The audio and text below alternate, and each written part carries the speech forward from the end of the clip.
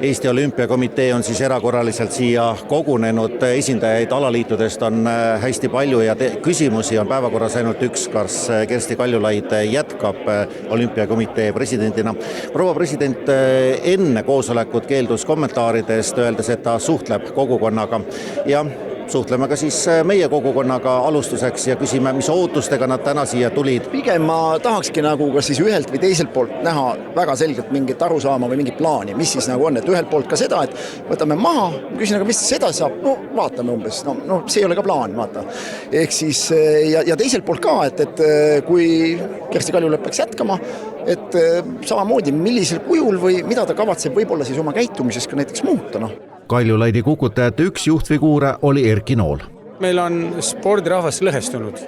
See on nagu põhipõhjus ja ma arvan, selles suhtes, kui niimoodi nalja visata, see on demokraatia pidupäev, et spordirahvas saab kokku ja nüüd otsustab, kas jätkame samamoodi, nagu me praegu oleme jätkanud või peame tegema muudatusi. Kukutajate leeri kuulus selgelt ka Olümpiakomitee endine president, kuid teiseks ametiajaks valimisel Kaljulaidile 5 häälega kaotanud Urmas Sõõrumaa. Ma arvan, et spordijuhtimine pöörab uue lehekülje ja see lehekülg peab saama sellise väljundi, et need täna tekitatud pinged, millist EOK-d me vajame, kuidas me oma treeneritesse suhtleme, kas lööme neid ühe lauaga või vaatame mitmekesisemalt ja nii edasi, et need kõik tuleb läbi arutada. Mõlemad pooled said ka sõna kohale tulnud 114 Olümpiakomitee liikme ees. Kukutajate ees kõneles Erki Nool, sest algataja Heino Märks ei ole Olümpiakomitee liige. Loomulikult loodeti, et spordi rahastamine saab olema läbipaistev, seadusandlust järgiv, et lepingutega võetud kohustustest peetakse kinni. Kaljulaid tunnistas vähest suhtlemist, mille põhjus olevat liigne töö tegemine ning ütles, et paljud asjad on paremaks läinud, aga ta kõike pole jõudnud veel teha. Aga asjad liikuvad ja segased rahaasjad olevat eelmiste presidendiaegade taak. Sa olid rahul selle olukorraga, mina ei olnud.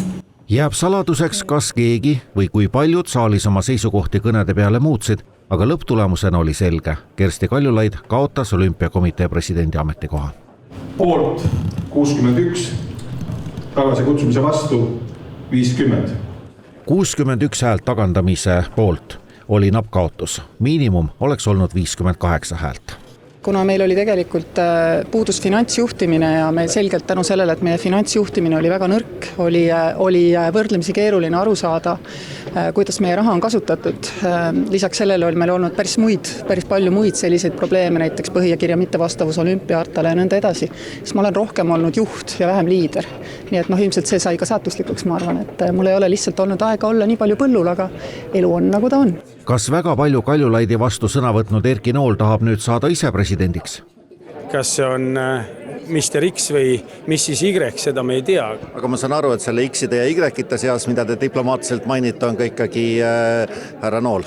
Ma jään väga pessimistlikuks. Väga pessimistlikuks jäämine ei ole ei ütlemine. Väga pessimistikuks ei ole ei, aga ka ei ole jaa. Kaljulaidi tagandamiskampaania algataja Heino Märks ütles siiski, et uue presidendi on suurärimeeste grupp juba välja valinud. Eesti suurettevõtjad on arutanud siin, kes on sporti toetanud ja leidnud väärika kandidaadi. Minul puudub igasugune volitus ka SMS-iga seda nime saata.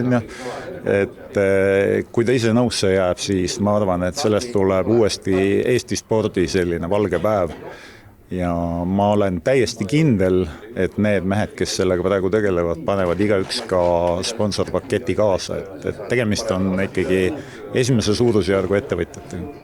EOK täitevkomitee kogunes täna koosolekule planeerimaks vahepealset Olümpiakomitee juhtimist ja uue üldkogu korraldamist, kus valitaks Eesti spordikogukonnale uus president.